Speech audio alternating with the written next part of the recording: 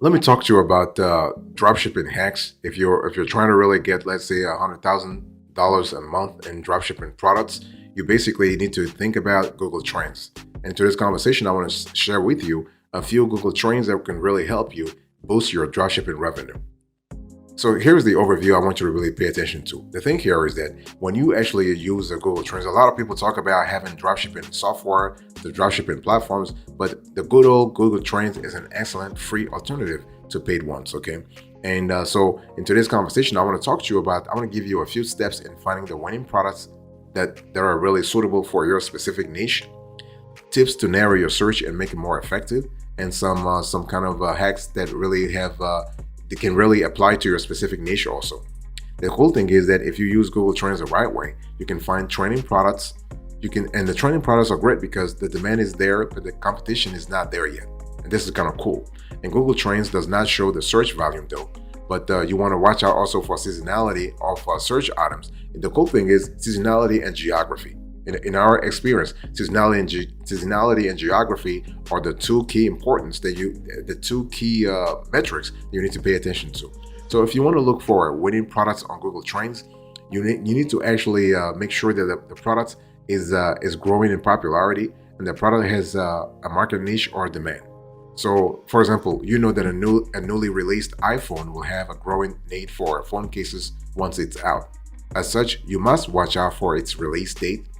And before the release date of the new iPhone, you must already have a plan for how to sell the cases, whom to target, what ads to make, and what designs to sell. By the time the new iPhone is out, all you need to do is release your ads, and you will be one of the few dropshippers who are on top of the game.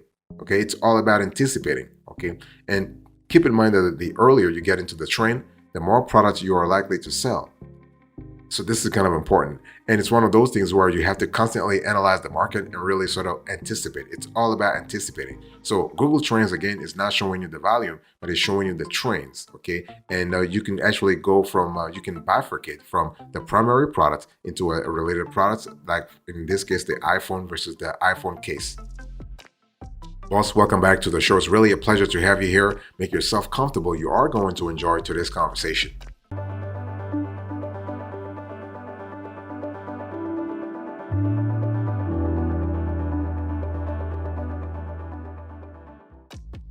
Let's first talk about searching for a product demand. Okay, the first thing you want to do to really do here is to evaluate the demand for the product you want to sell. To do this, you must determine on what keywords a customer is likely to use, like what keywords it's likely to use when searching for a product. In this example, let's say I'm a dropshipper of phone cases. What would I do is go to Google Trends and type the keywords phone cases.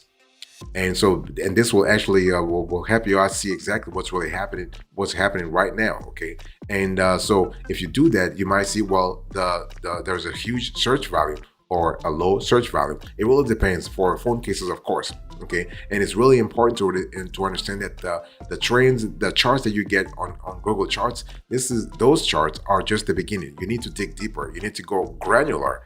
And so this will help you actually know exactly what's happening. So you can use filters to narrow down results. So as you use Google Trends, the system will either default its search results to your country or worldwide. And the worldwide results can tell you if there's a massive search volume for your keyword, but it does not tell you the demand per country, right? So when using the filters, we really suggest that you use the following. So think about target country, duration, categories, search area, or whatever criterion fits your specific target niche. It's one of those things where you have to really be specific because some products are seasonal and some are not. So when we talk about the target country, choose a country where you can plan, like where you can sell your dropshipping products. And in terms of duration, both the past 12 months and the past 5 years are good options. The last 12 months of data can tell you if there is a trend. The last 5 years can tell you if there's consistency in the demand. In terms of categories, you want to toggle this if you want to narrow your search per category. Your choice depends on the product type. It makes sense to choose, let's say, autos and vehicles, for instance, if you're dropshipping automotive supplies.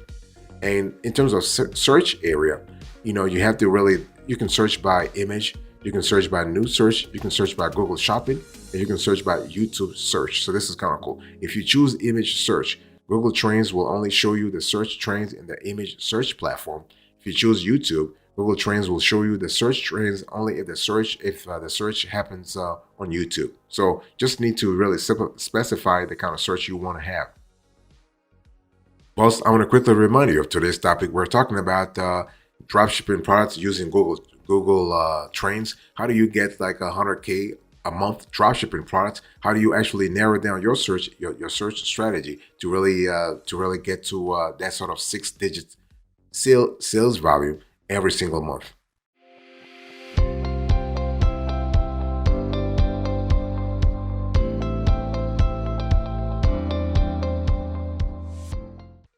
Let's talk about comparing products here. So you need to actually compare products. So there is a box where you can type another product. It is an exercise you must do often, right? It's all about doing trials and errors, doing A/B testing. And you want to see what really works and what doesn't work. And so if you are deciding on a niche, it's always good to compare and contrast. If you are deciding on specific product types, it's always great to compare and contrast. And it's really important to understand that when we talk about trials and errors, obviously, as the name implies, it's trials and errors. It's A/B testing. If you know, it's all about iterations.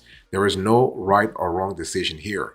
There is a market for yoga mats, but the market is small. There's a market for all kinds of stuff, all kinds of products, depending on the geography that you actually cover. Right? It's one of those things where you have to really don't be discouraged based on the results. It's all about you finding out the common denominator for profitability and consistency. That's what you want. You want to be able to find products that are consistently selling for a profit, but the competition must be low. So the product must be trendy, but the competition must be low. Otherwise, you're going to spend a lot of cash in PPC ads, on Facebook ads, on YouTube ads, on Instagram ads to sort of beat the competition. But you don't want to have that. You want to really be first in the market to really seize your competitor, to seize that sort of like first entry sort of advantage. Okay, so this is something you have to do, and you can only do this through trials and errors.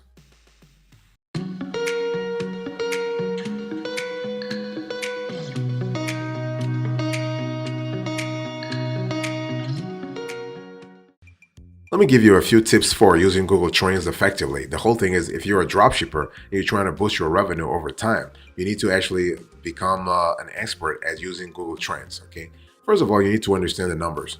So interpretation of data is critical in the decision-making process. So the numbers that you actually you see on Google are really important. So basically, on Google Trends, the y-axis or the vertical numbers represent the score between 0 and 100. The score is an indication of interest, not search value. As such, you will never see any results apart from 0 to 100. A score of 0 means there is no interest or there is no search to happen, right? A score of 100 means there is a peak interest. So Google will never show search volumes because people like marketers will use that data to game the system. In addition, Google does not and will not reveal the mathematical formula for how they score search terms. So the big question is, a good score really depends upon your industry, upon your niche, but many experts will say that a score of 50 is what you must look for. It's not really a great idea to think that way.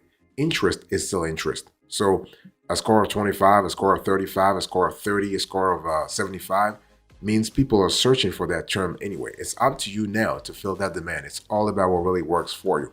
Okay, so first thing, you want to understand the numbers. Number two, you want to compare several brands and products at once. So it's important to compare because, see, as I was telling you earlier, it's all about trials and errors. It's all about A/B testing. And the thing is, you want to see what's really happening for, let's say you have a specific product. Let's say you are looking for iPhone 14 cases. You want to compare that to iPhone 13 cases. You want to go back to iPhone 12 cases. It's all about comparing several brands and products at once so you can see what's really happening in the market, where the trends are in terms of interest, okay? And the more knowledge, the more intel you can collect over data, the more stable your analysis is. And you got to have that analysis, okay? And it's one of those things where you are able to go through trials and errors to solidify your data, to be able to have excellent data over time. One thing I need to say here is that when you compare and contrast several brands and products at once, you are able to have market intel. You can parlay into other fields, not just drop shipping. Okay, and you can also use that intel when it comes to ads, for instance, when it comes to your product ads. Also, I want to quickly remind you of today's topic. We are having a conversation about dropshipping products using, like doing research using Google Trends, and how do you boost your revenue over time.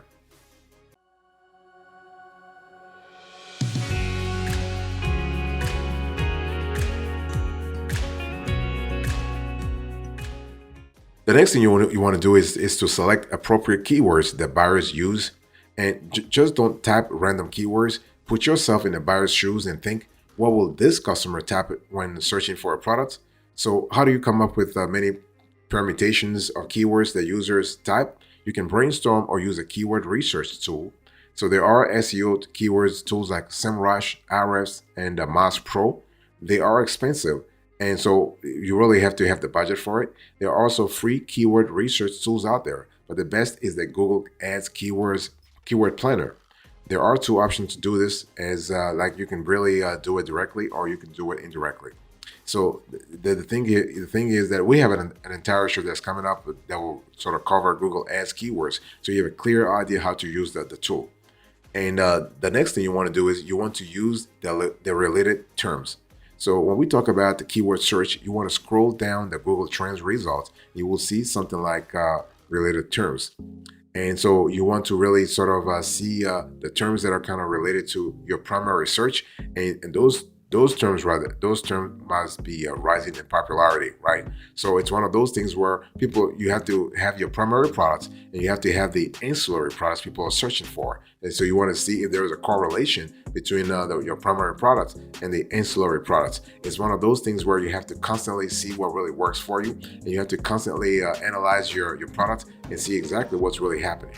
And so it's one of those things again. So the search results must be like, you need to evaluate those results using geography, because a product must be, maybe popular in a certain country, but not popular in another country. Same thing with timing. So seasonality and geography are two important terms that you need to pay attention to. So please be careful about that when you actually use Google Trends.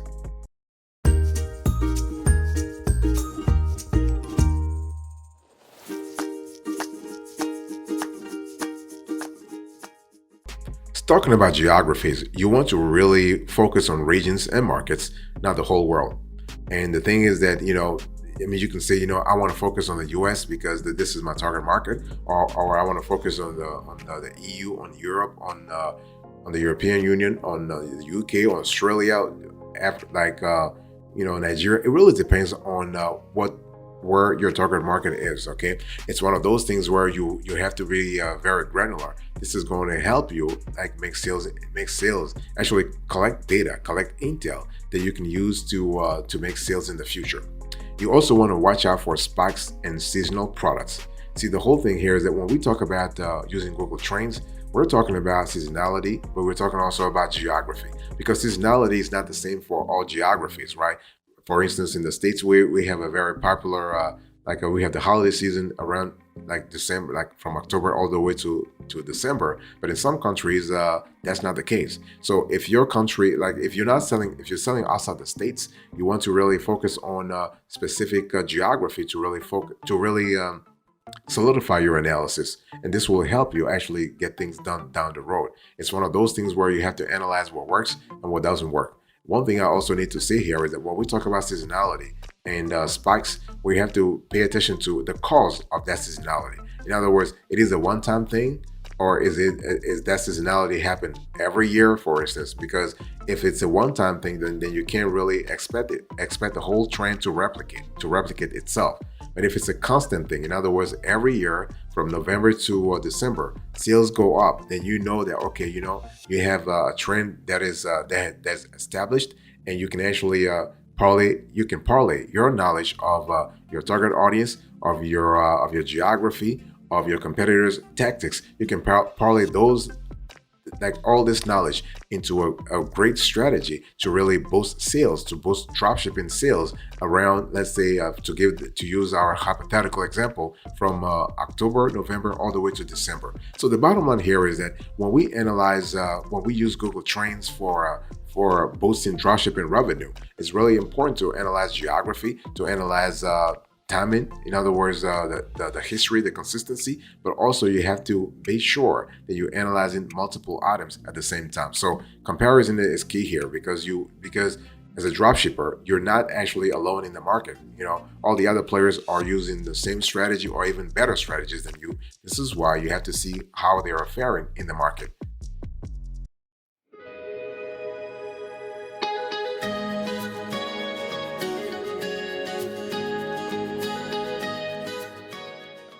To close to this conversation, it's important to understand that when we talk about Google Trends, you can do things manually, or you can use software to kind of help you out. It's one of those things where you're able to automate things. See, the thing is, if you're searching for one product, okay, that's not a problem. You can do things manually. But if you're searching for 100 products simultaneously, then you can't do things manually. At some point, you might need to actually find a way to add software to your tool, and all kinds of software tools are possible. Anything from Doba to Zendrop to Dropship.io to Deezers to Spockets to you have a lot of them. It's one of the to AliExpress for that matter. It's really important to understand that Google Trends is only the starting point, and you can't really base your entire analysis on Google Trends, right? Google Trends will give you the preliminary data, and you are going to actually find a way to sort of solidify your data through analysis over time. The thing here is that when we talk about you solidifying things over time, an important element here is that you need to also spy on your competitors, because you want to be sure that you are not doing anything that especially your competitors that are really winning in the market. You want to actually go through those winners in the market. So you want to see their sales trend based on different time durations. You want to view the products they sell specifically. You want to check if they run Facebook ads. You want to visit their social media sites, if any. So because the whole thing is you want to gather intel so you have a clear idea what kind of game they're playing, and you want to replicate that game or even do better. And if you're able to do a good job at that, you will find out that basically you can use Google Trends for all kinds of platforms, from e-commerce marketplaces such as Amazon, such as eBay or Etsy, or e-commerce platforms such as Shopify, Big Cartel, WooCommerce, Big Commerce, and so on and so forth. And the thing here is that you can also use Google Ads for dropshipping, not a problem. So once you have identified the winning products, you can actually go a little further and actually draw the best ads, or at least draw the best strategy to really boost sales over time. But again, I want to insist on the fact that everything revolves around geography and timing. Okay, time and location will play an important role, and also you have to compare and contrast how the specific product you have identified fares vis-a-vis other products, other related products, or other substitute products.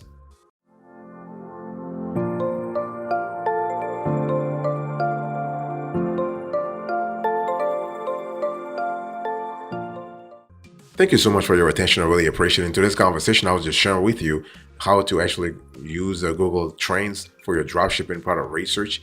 And I give you a few hacks to actually use Google Trends effectively. And so I give you the overview, I give you the pro tips, and I finally finished with today's with the recap here. Thank you so much. God bless you. I'll see you next time. Until then, remember, stay marvelous.